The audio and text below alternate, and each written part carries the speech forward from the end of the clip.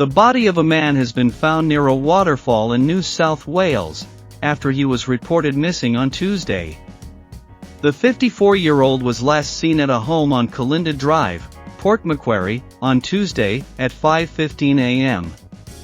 Multiple agencies, including police, the State Emergency Service, VRA Rescue, and the NSW Ambulance, started searching Ellenborough Falls, at Elands, on Wednesday. The body of a man was found in the water at Ellenborough Falls at 10:30 a.m. on Friday. He has not been formally identified, but police believe it is the same man who went missing on Tuesday.